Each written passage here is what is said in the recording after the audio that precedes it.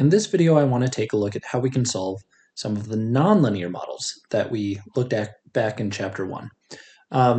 We've really only looked at one at this point in time, and that was the nonlinear model for the, also called the Verhulst model for population growth. So the Verhulst model of population growth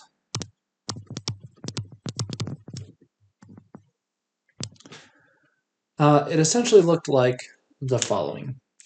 It said that dp dt was equal to rp times 1 minus p over k, where r represented sort of an intrinsic growth rate, and k represented the carrying capacity of the environment. So basically the maximum number of individuals that the environment could support.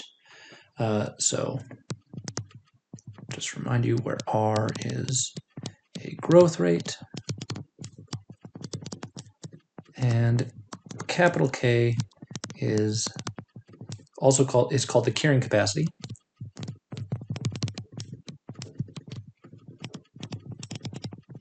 Which is simply the max population that the environment can support.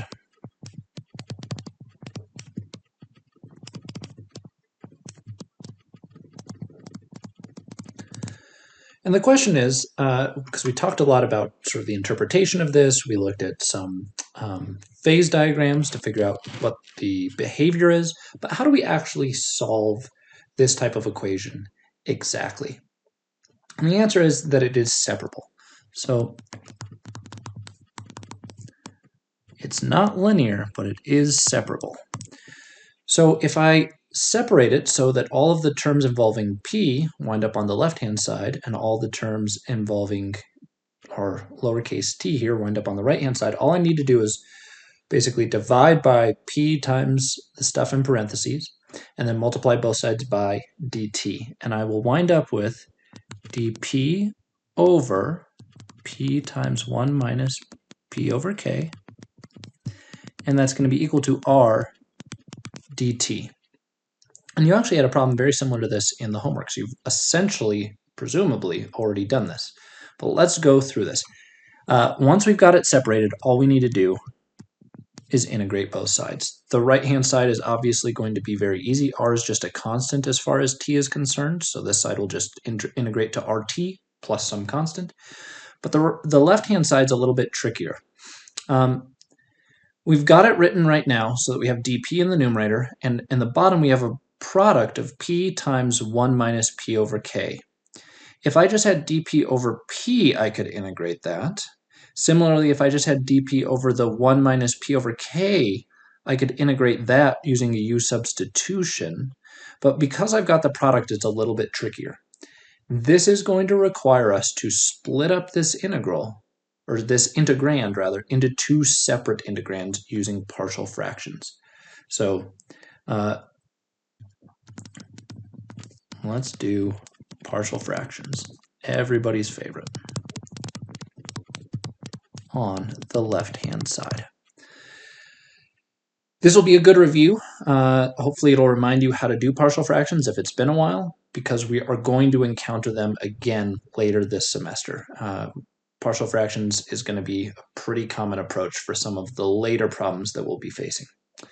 So the idea behind partial fractions is we want to rewrite the 1 over p times 1 minus p over k as something over the p term plus something else over the 1 minus p over k term. And I know in this case that it's going to be just a single constant above each, because these two factors are both linear factors and they are both of multiplicity 1, meaning if I had a p squared over here, that would mean that the factor p had shown up twice, and I would need to adjust the numerator from just being a to some sort of linear factor, a t plus or AP plus B or something like that. So we'll talk about those more later. For now, this is as complicated as it's going to get. So two distinct factors over here. These are two different factors, and they're both linear in P. So we just have to guess a constant over each one. And so basically, the idea of partial fractions is we're basically reverse finding a common denominator. That's kind of the idea. We want to take two fractions and find a common denominator to give us this, but that's normally what we would do. But now we want to take this and split it back into the two original fractions that it came from. So to do that, we think about what would be required in this case if we did want to write this on the right-hand side in the same form of what we've got over here on the left-hand side. And I would need to multiply this term by 1 minus p over k over 1 minus p over k. And I need to multiply this term by p over p. And so that's what we would wind up doing.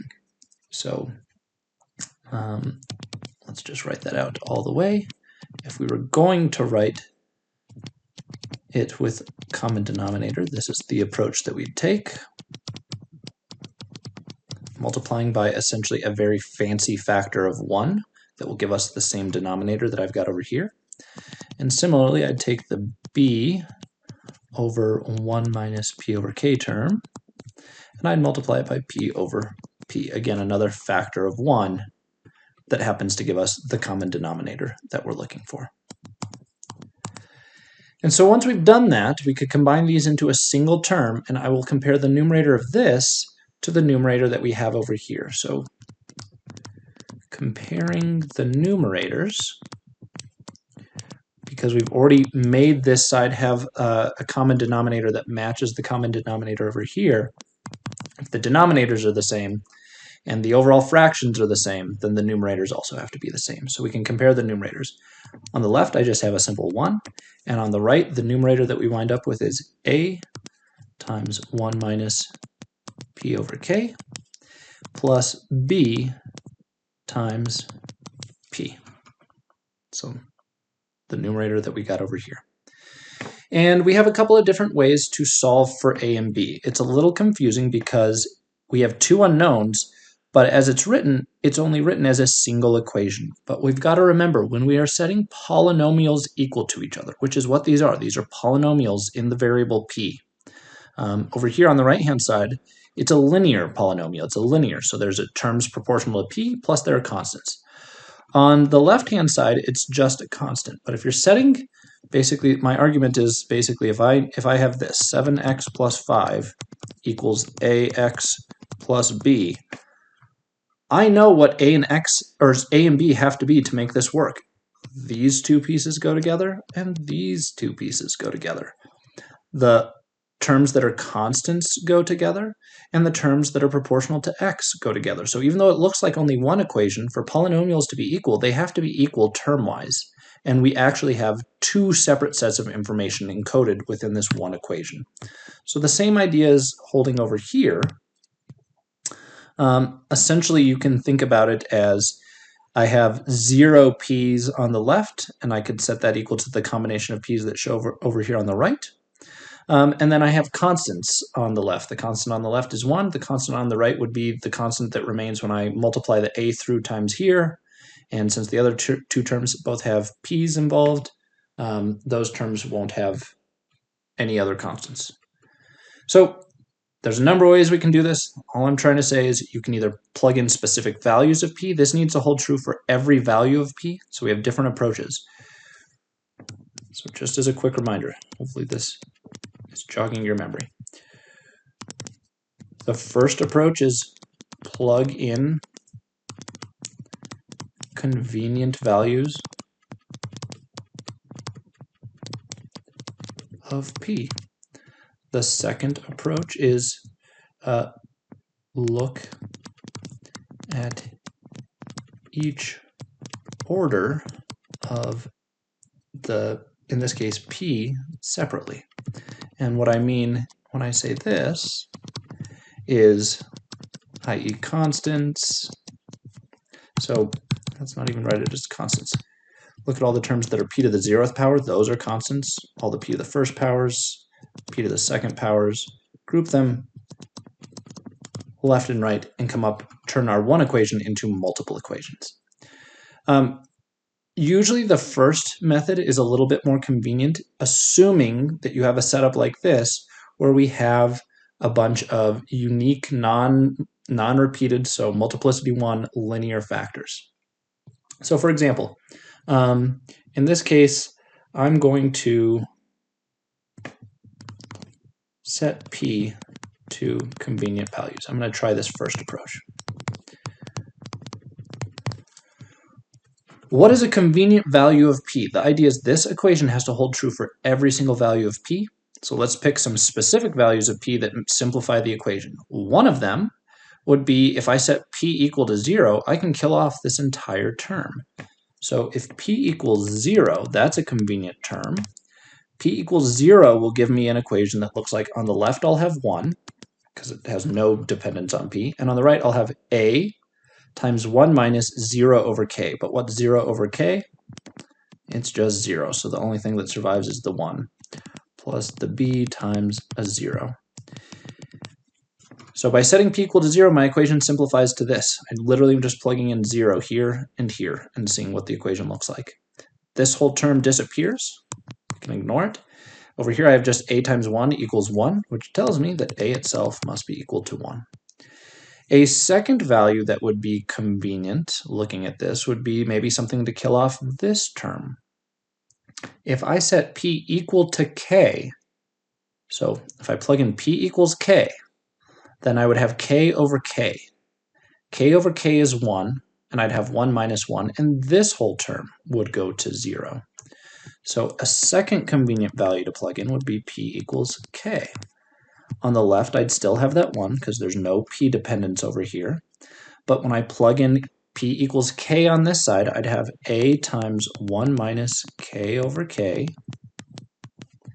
plus b times k. And so in this term we just said, when I simplify k over k to 1 and 1 minus 1, this term now disappears, including the a. That whole thing is gone. And this is the only piece that survives. So this tells me that bk equals 1. So what is b equal to? B must be equal to 1 over k. So that is an example of how we would do the first approach, where we plug in convenient values of p that will simplify the equation that we're dealing with. The other approach, where we look at each order of p separately, tends to be a little bit more work. You can use a combination of both approaches. We'll get a lot more practice with this again down the line later this semester. So this is just for now a little hint. We will practice both of these approaches later. For now, we'll just do the first one. It should work on any problem you encounter on the assignment related to what we're looking at here. Okay, so long story short, the whole point of partial fractions, we haven't done any calculus yet. All we've done is a bunch of algebra, but is to rewrite this integrand over here. So instead of having 1 over p times 1 minus p over k, we can now write that as the sum of two separate fractions that look like these fractions here, where a is equal to 1 and b is equal to 1 over k.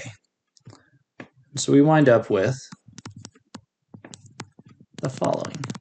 Our integral of dp over p times 1 minus p over k winds up being equal to the integral of 1 over p, right? That is, let's try to get it all on the screen at once here. So 1 over p, that was because a is equal to 1, dp plus the second integral from this fraction. I will just write it as two separate integrals. The second one, I replace the b with 1 over k on top. So a 1 over k times 1 minus p over k dp. So there are my two poorly written, let's clean that up a little bit. There are my two integrals. So if we do the first one, it's not too bad. This first integral is basically just dp over p. So that is going to be the natural log of the absolute value of p. And this second one will require essentially a u substitution. So for the second one, let's let u be equal to 1 minus p over k.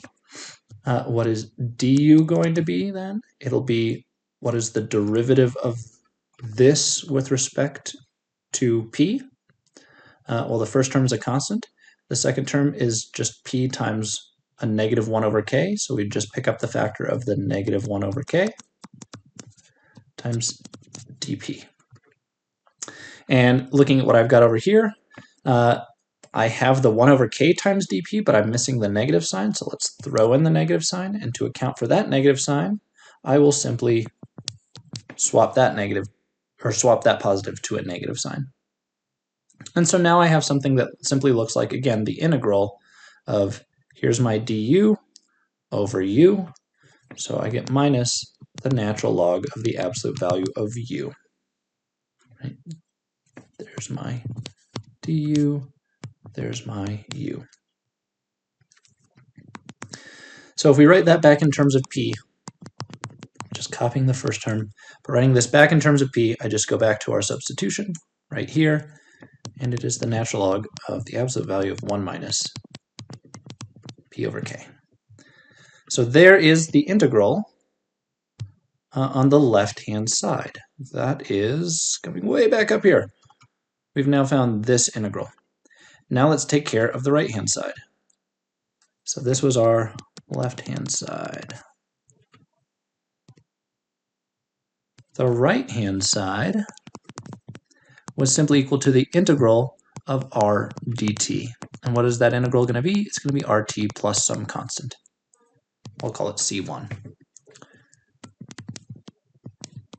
So we get, when it's all said and done, going back, setting the left-hand side equal to the right-hand side, now that we've evaluated those two integrals, we are going to get the natural log of the absolute value of p minus the natural log of the absolute value of 1 minus p over k equals rt plus some constant that we'll call c1. And our goal is, if possible, to solve for p. It looks a little scary right now because we've got p in these two different places, but we can use our log rules to combine these into a single term. So again, our goal is to just isolate p by itself on one side of the equal sign. We want to solve for p, the population. It shows up in two places, but we can combine these two separate natural logs into a single natural log using our log rules. When you do a log of a minus the log of b, that's the same as the log of a over b. So we can rewrite the left-hand side as the natural log of the absolute value of p in the numerator, and on the denominator, the absolute value of 1 minus p over k. Okay, so there's the left-hand side, and the right-hand side we haven't touched. Again, we're still trying to solve for p. The next thing I'll need to undo is this natural log. So let's get rid of that natural log. I can get rid of the natural log by taking e to both sides. So we'll exponentiate both sides, and I would wind up with, basically on the left, absolute value of p over absolute value of 1 minus p over k. And on the right, we'd have e to the rt plus c1. We make an argument about how this has to be positive over here, and we can ignore the absolute values, and we can take e to the c1 as being a new constant, c2, and I can then rewrite this as p over 1 minus p over k equals some new constant, c2, times e to the rt. So we're getting closer. So I've still got p in a couple of different places. What I'm going to do is just get rid of this fraction. The fraction is hard to deal with, so let's just move this term out of the denominator. I'm going to multiply both sides by it, and I'm going to get p is equal to a 1 minus p over k times c2 e to the rt. And let's distribute through over here. That way I can group the terms that don't involve p, which is the 1 times this stuff, and I can group those together separate from the terms that do involve p, which is this term times this stuff. And then once I have it separated into two terms, I can move the one that involves a p back to this side, factor a p out, and hopefully algebraically, in a couple more steps, solve entirely for p. Right, we've got p by itself right now, but it also shows up over here, so we aren't done yet.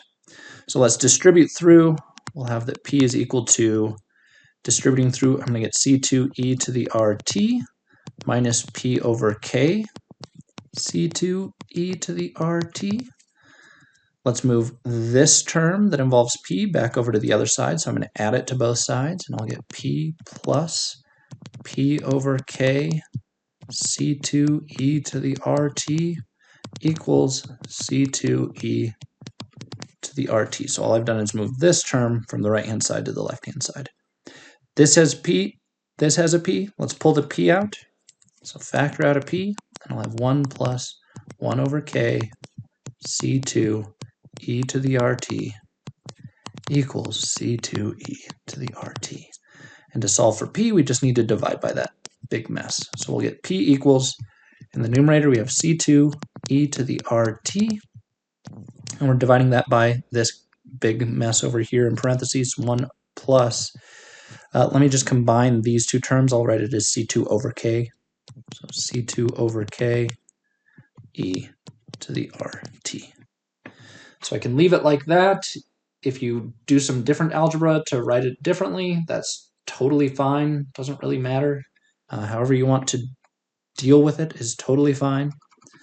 But this is basically what the solution winds up looking like. And again, we've got a couple of different parameters, presumably in the original problem. Hopefully, where is the original problem? Here we go. Hopefully both the r and the k would be specified, they would be given, or enough information would be given to figure out what they are. And so really the only unknown parameter that we don't know is the constant of integration that we wound up with, which is this c2. And we would use an initial condition to solve for whatever that c2 is. So I'm going to leave this one like this, and let's do an example with some actual numbers sort of separately. So let's do one of these with some real numbers. So let's say some sort of tank, a fish tank of some sort, is designed to carry 200 goldfish. How they know it carries 200 goldfish, I have no idea, but hypothetically. So it's designed to carry 200 goldfish. And it is initially stocked, so this tank, designed to carry 200 goldfish, is initially stocked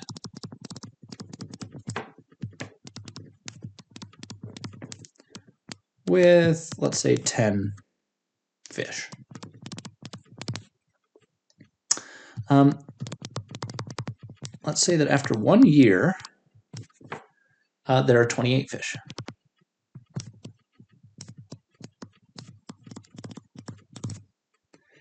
And assuming that their growth is logistic in nature, so assuming logistic growth, which is, again, I guess we called it the Verhulst model. The other name for this model was the logistic growth model.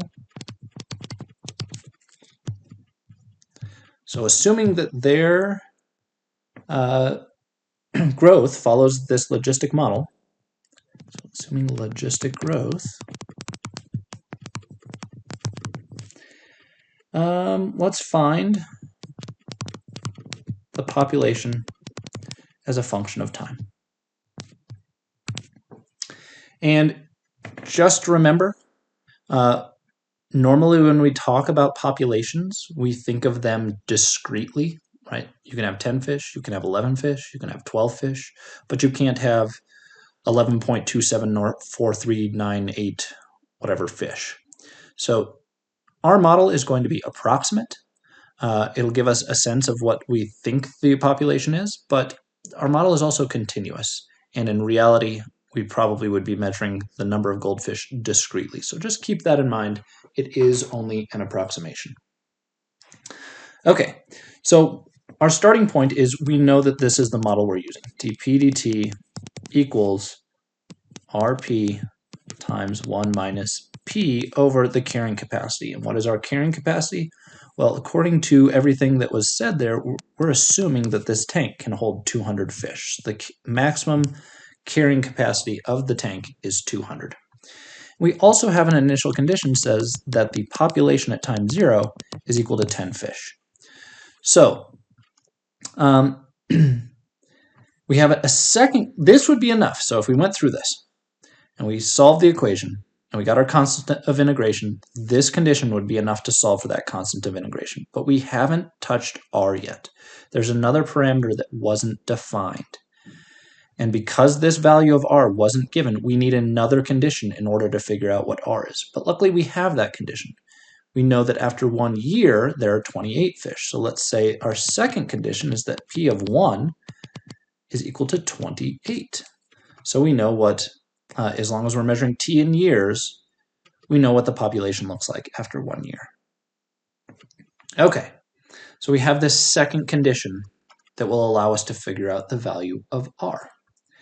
And so we would go through this procedure. Let's just do it one more time for practice. I don't want you to jump straight to the solution here. Don't just memorize solutions. Go through the process of actually solving the equation. So let's solve it from scratch. We know our solution will wind up taking this form, but this is not something, I don't want you to memorize solutions. I want you to learn the procedures that we use to get to these solutions. So we said that this one is separable.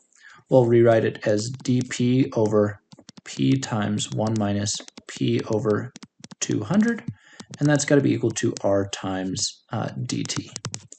And we integrate both sides, and again, we'll treat the left-hand side and the right-hand side differently. So let's start with the left-hand side here.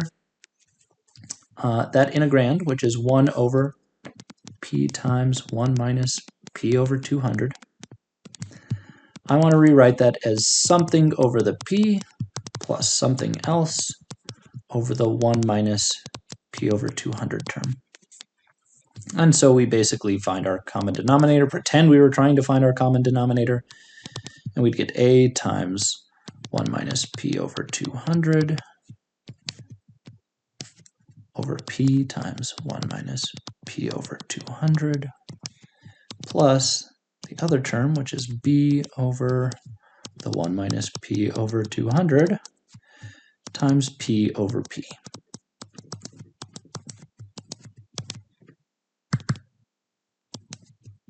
Okay, so now the denominators on these terms match the denominator over here, and I can just compare the numerator of this to the numerator that we've got over here.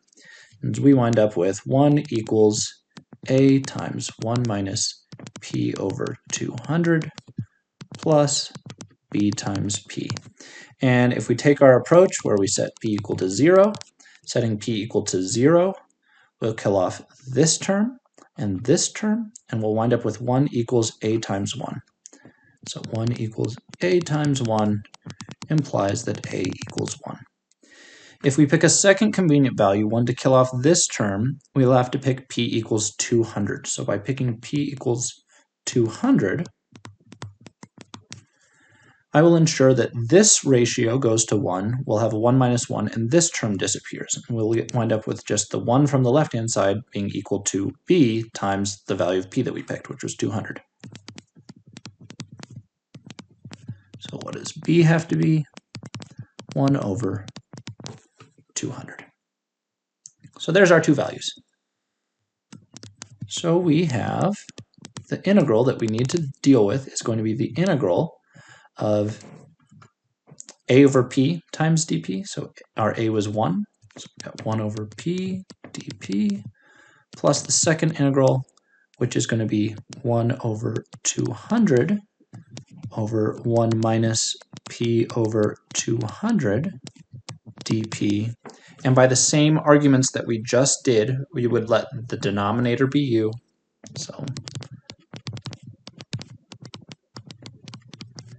du would be a negative 1 over 200 dp I don't have negative 1 over 200 dp, I have positive 1 over 200, so if I change it to a negative, then this sign also has to change to a negative to count for it. And we would wind up with the natural log of the absolute value of p minus the natural log, if I can stop hitting this delete button, the natural log of the absolute value of 1 minus, really can't stop hitting the delete button, there we go, p over 200. So there's our left-hand side.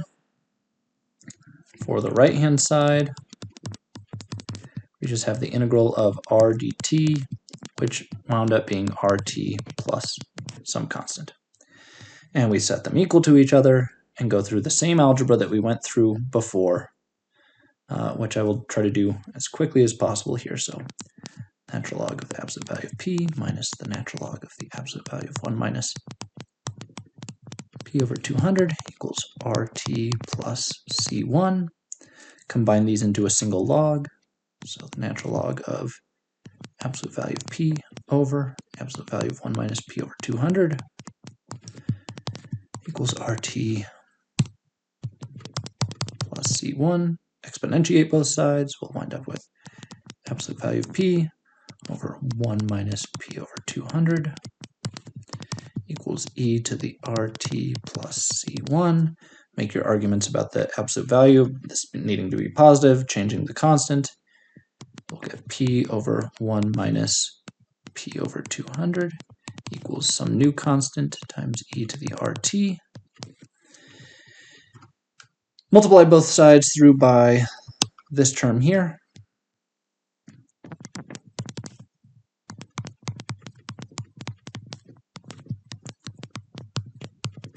Distribute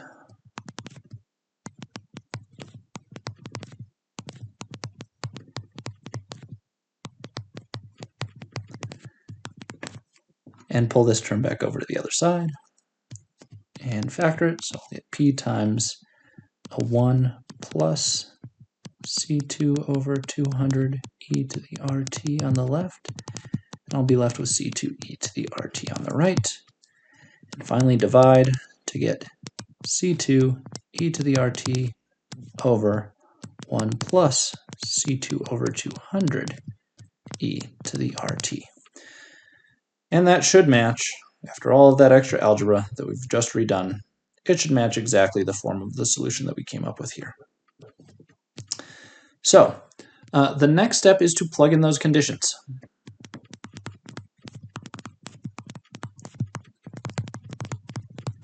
To find C2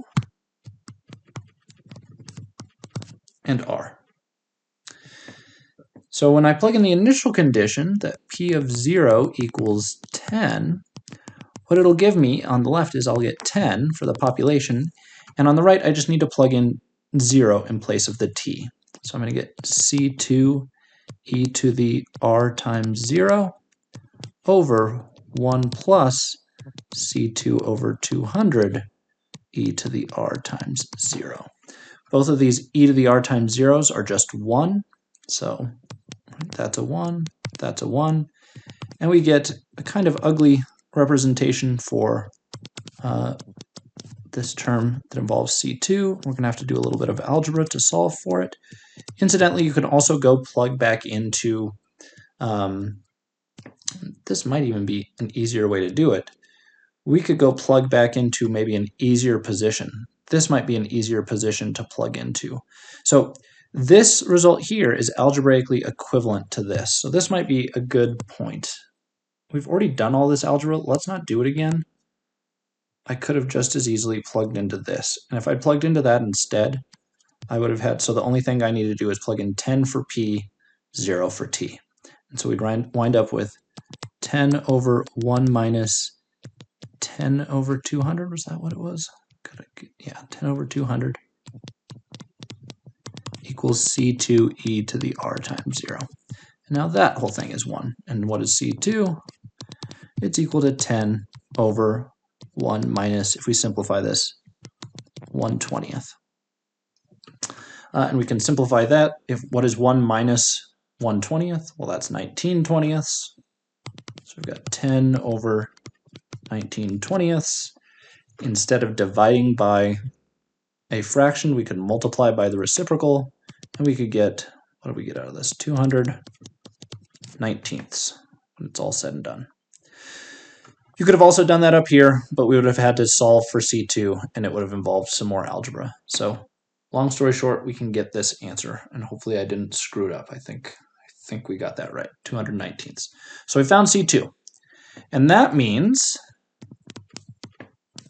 we currently have that P of t is equal to, looking at our equation up here, plugging in for C2 in those locations, we've got a big ugly expression that's 219ths e to the RT over 1 plus, in this case, I've got 219ths for C2 and I'm dividing it by 200. So what would I get when I divided it by 200?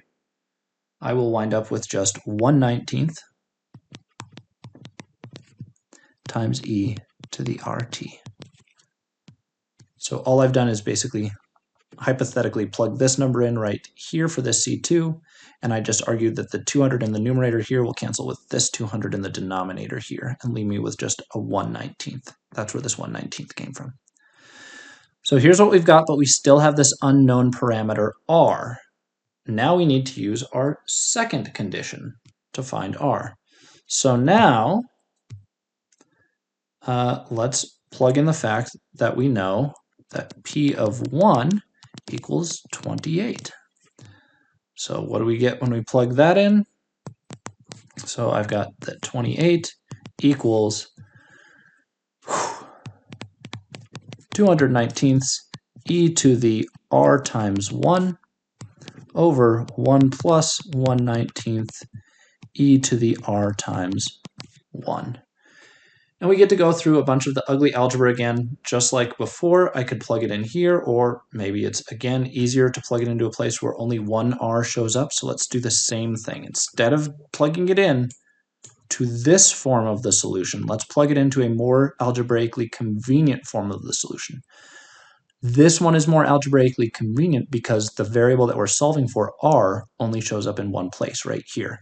Whereas down here, it shows up in two places. So what I'm suggesting is, instead of doing it this way, and instead of doing it this way, let's look at this equation instead.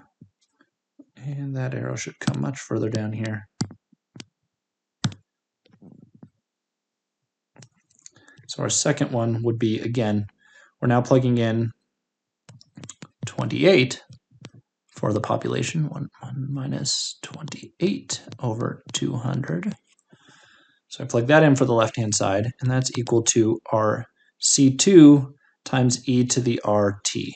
But we already found C2 to be 219ths times e to the R, and the value of t we're using is 1. Whew. So this equation right here simply came for plugging in 28 for P, 1 for T to this equation here. Plugged in T equals 1, P equals 28, which was the condition after 1 year. So we can clean this up a little bit by multiplying both sides by 19/200ths. So I've got some ugly mess.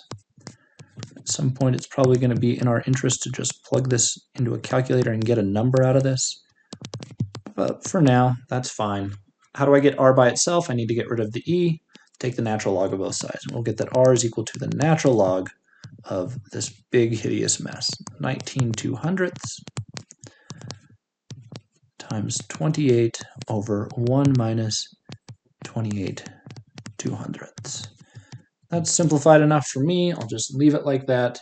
But you can absolutely plug this into a calculator to get a decimal approximation for r, which is what you'd probably ultimately want to use if you wanted to make further predictions down the line of what things look like after 2 years or 3 years or 10 years. And you can answer follow-up questions.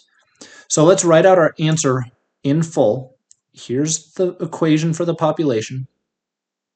Here's what r looks like. Here's what C2 looks like. We can go plug them back into this hideous mess and make an even bigger, more hideous mess. So the population is given by, and this is, again, sort of an unnecessary step. Once you find these, you could just write out the generic formula, not generic, but you could write out this formula and then just say where C2 equals this and R equals this, and that would be fine too. In fact, maybe we'll just do that, because otherwise it's going to be a really hideous thing to write. Okay, C2 e to the RT. C2 e to the R. Okay, I'm going to have to zoom in and do it. Can't do it that tiny.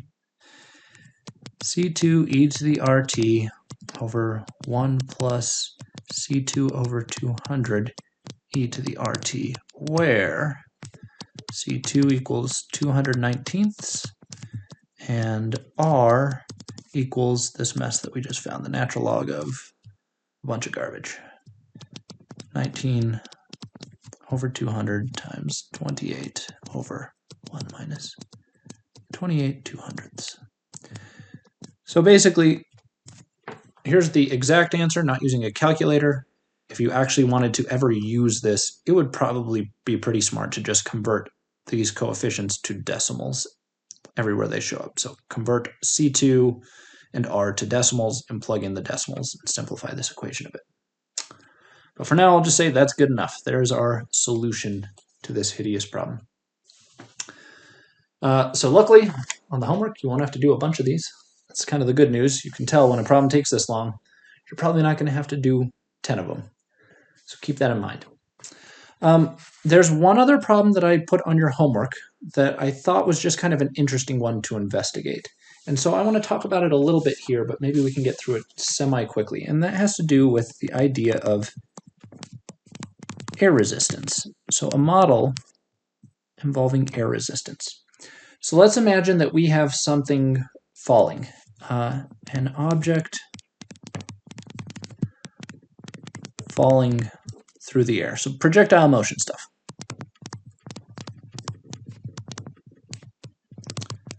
We'll actually talk about these to some degree later on. This concept will come up again. But for now, I want to think about just an object falling. There are essentially, for what we care about, two forces acting on it. There is the force of gravity that's pulling it towards the ground, and then there is air resistance, which opposes gravity and is basically a force pushing against the object in sort of an upward direction, against the direction of actual motion. So if we want to determine the equation of motion, or the equation for the velocity, let's do it that way. An object falling through the air experiences two forces. And those forces are gravity and wind resistance. We can determine basically the velocity of an object in free fall. So the velocity of the object can be determined by using what's called a force balance.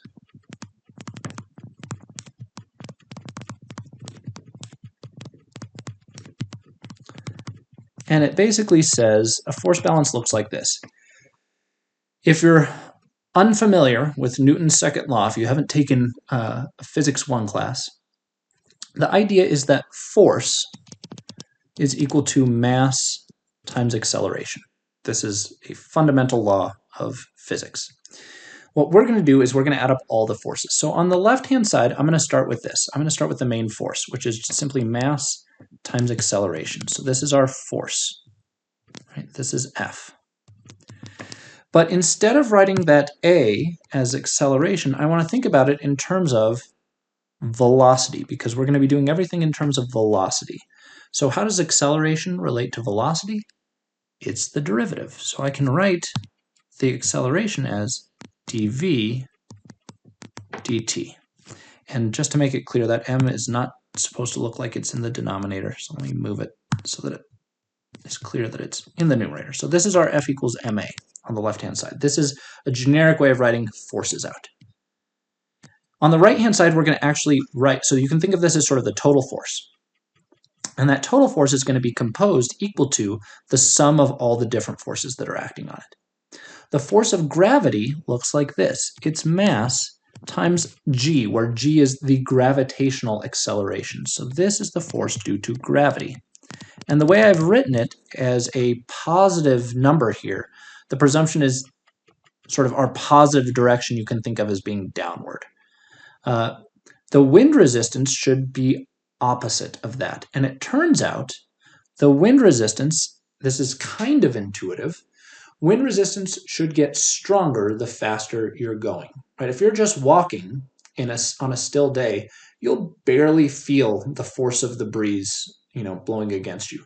But if you stick your hand out of a car window on the freeway, you can feel the wind pushing your hand back really strongly. And the difference is the velocity that you're traveling. And it turns out that the force isn't proportional to the velocity. It's proportional to the velocity squared, the square of the velocity. So this is the form that wind resistance winds up taking.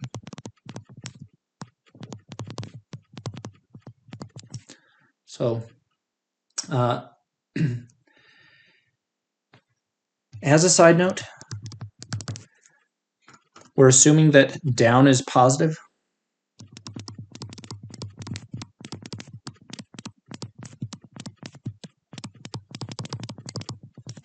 And that's why the gravity term has a positive sign, whereas the wind resistance should be pushing opposite the direction of the velocity. So if the object's falling downward, the wind resistance should be pushing that object basically in the upward direction, sort of counteracting that.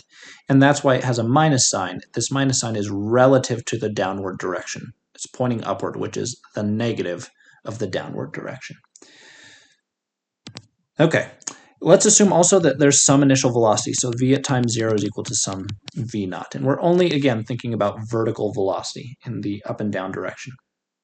So here's what our equation looks like.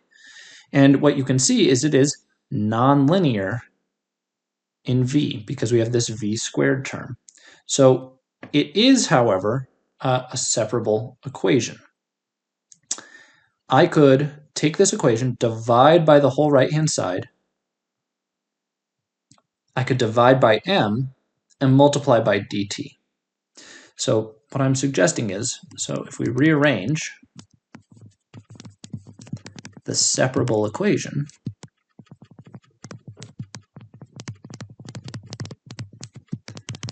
we wind up with something that looks like this. So on the left, I'm not going to touch the dv, and I'm going to divide the whole thing by the right-hand side. So it's going to be dv over mg minus kv squared. And I'm going to take the 1 that's left sitting over here, I'm going to multiply by dt and divide by this m. So I'll get 1 over m dt on the right-hand side. So here's the separated out equation. This is one way to think about it. In fact, it might be even easier. While I'm at it, let's just forget about dividing by the m. Let's just keep the dt by itself, because who cares? So let's just do dt over here, and we'll just keep the m that we had over here. I'll just keep it there on this side. Okay, so the only thing I did was multiply by dt and divide by the whole right-hand side. This is pretty ugly. And it turns out that this type of, so the next step is to integrate both sides. The right-hand side is very, very easy, but the left-hand side's going to be a little bit tricky. One thing that's typically done is a little bit of algebra, because it's a lot easier to integrate this if I could get this coefficient next to the v term to be 1. Right? V is the variable we're integrating with respect to. It'd make life easier if this term that involves the v squared was as simple as possible. So basically what I'm going to do is factor a k out of this whole thing. We've also got this m up here, so you could think about it like this. I'm going to take the m out of the integral in the numerator, and so that'll leave me with just a dv up here. And I also want to factor a k out of this whole thing. Even though a k doesn't show up here, I'm going to pretend there is one, and we'll just think about what it would have to look like in order to factor that out. So basically, the whole point is to make this second term be minus v squared. What is this term that originally looked like mg? What does that term have to look like now that I have thought of as factoring a k out of it?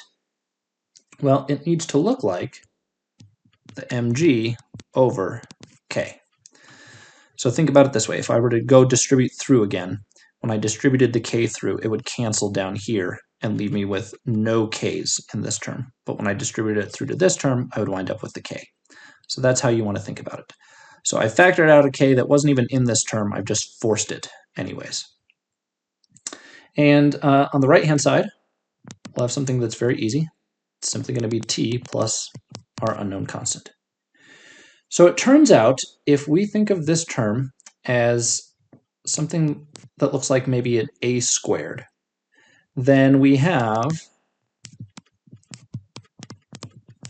basically m over k times the integral of dv over an a squared minus v squared for the left-hand side. And it turns out this is a type of integral that can be done with some sort of ugly manipulations. It kind of looks, you might recognize it as looking kind of familiar to a trig substitution problem. And you can basically approach this, or what you can also do is just look this up. Once you've got something like this, look it up in a integral table.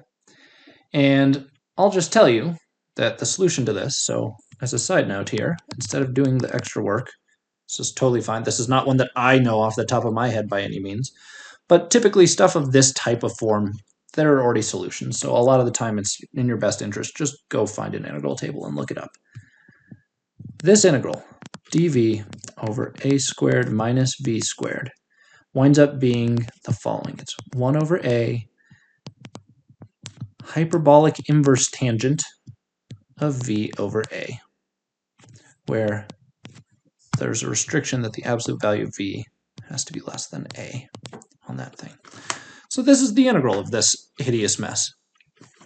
So let's just pretend that we knew that and move on from here. I'm not going to make you guys do this on an exam, I promise. So let's take a look. So what we get for the left-hand side is the following. We have our m over k that I haven't touched yet, and I'm going to write this mess out. So it's 1 over a, but what was a? It was this mess. So 1 over a, which is the square root, right? This was a squared. So it's the square root of mg over k. So there's my 1 over a term, times the hyperbolic inverse tangent of, again, v over a. So v over that same square root. So there's our left-hand side, and what was our right-hand side? It was simply t plus c1. Okay, so here's some big, hideous mess. If I distribute this m over k into this and try to like group this, so let's simplify this a bit. What we would wind up with is you can think of this, right? We have 1 over this fraction. You could take the reciprocal. So we've got really an m over k times, we've got a square root of k on top and a square root of mg on the bottom. I've taken this, broken it into 2 separate square roots, and then taken the reciprocal times that hyperbolic inverse tangent of the v over the square root of mg over k term. And I get t plus c1 still over on this side. So again, I'm just mostly fiddling with this piece right here. So this square root of k on the top and a k on the bottom, they will cancel and leave me with just a square root of k on the bottom. This m on top and square root of m on the bottom will cancel, leaving me with a square root of m on top. So I'll wind up with a square root of m in the numerator and a square root of kg in the denominator, if I didn't screw that up. I think that's right. Good. So times the inverse hyperbolic tangent of v over the square root of mg plus mg over k equals t plus c1. And so from here, if we want to solve for v, I'm going to move this term over to the other side. So I'm going to multiply by the reciprocal to both sides. And we will wind up with our inverse hyperbolic tangent of v over the square root of mg over k, a lot of algebra, is equal to, and I'm again just multiplying by the reciprocal of this, so t plus c1 times this whole thing is just the square root of kg over m now, the inverse, the reciprocal of what it originally was. How do we undo an inverse hyperbolic tangent? By taking a hyperbolic tangent. So I'll take the hyperbolic tangent of both sides. We'll wind up with v over the square root of mg over k equals the hyperbolic tangent of this big, hideous mess. So I'll just write it as, again, our square root of kg over m times t plus whatever that constant is, c1. And the last step is to multiply both sides by this square root. We've got v equals now the square root of mg over k times the hyperbolic tangent of the square root of kg over m times t plus this constant. Okay, so here's our big mess. Where do we go from here? I just want to think about a couple of things. We can plug in a specific value for our initial condition in order to find out what this C term is. And that's fine. So if we say that v of 0 equals some initial velocity v0, we can find our constant, c1. But for now, I'm not going to worry about that. It'll be an ugly thing. We'll just have to do some ugly algebra, same algebra that we basically just undid to try to solve for what that constant needs to be. But assuming that this winds up being, as we said, just some constant here when it's all said and done, I want to think about what happens as t goes to infinity. So what happens as t goes to infinity for large values of time? So let's just think hypothetically what's going on here. We've got an object in free fall. It maybe had some initial velocity. Maybe that initial velocity was 0, so somebody just literally dropped it. Maybe somebody threw it downward and that initial velocity was positive. Maybe somebody threw it upward and that initial velocity was negative.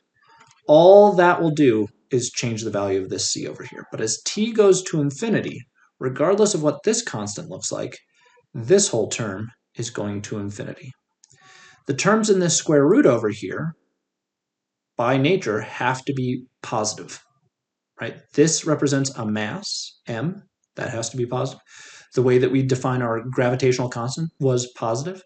And this k that we're using, if we come back up over here where we initially defined it, where is it? K you can think of as basically having to do with kind of the density of the wind, so to speak, right? You'll feel more resistance going through water than you would through wind. So it basically is a constant that is also going to be positive that just tells you what kind of material you're moving through. So all of these are positive, this is positive, this is positive, this is going to infinity. That means this whole thing is going to infinity. If you look at the graph of hyperbolic tangent, and I do not expect you to know what the graph of hyperbolic tangent looks like, but if you take the graph of hyperbolic tangent of t with all this other stuff, who cares?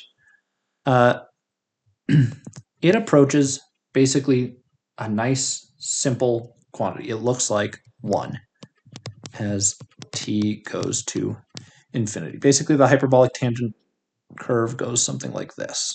Kind of looks like this, I think. So here's our graph, something like this.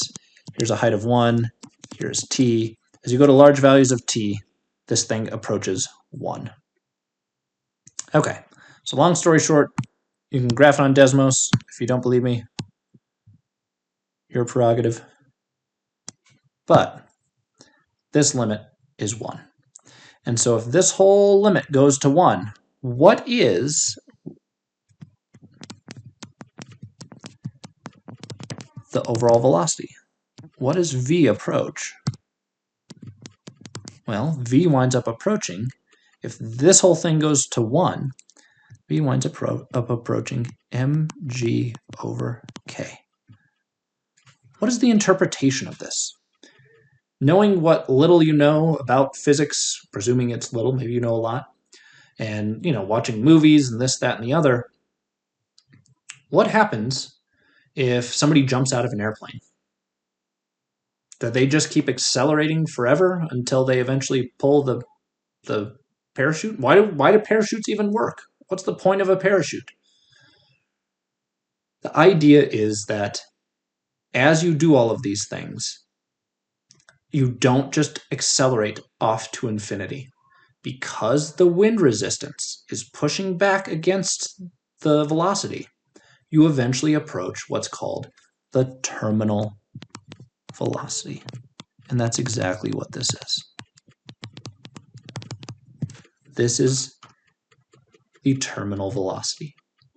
And you can change the terminal velocity by changing some of these things, right? The mass, gravitational constant, that's fixed here on Earth, so we don't have control over that.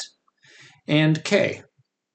But assuming you're a person with a parachute jumping out of an airplane, you're not going to be able to change your mass, at least not, in the course of the free fall. It's not going to change very much. You can't change the gravitational constant, so the only thing you can hope to change is possibly k.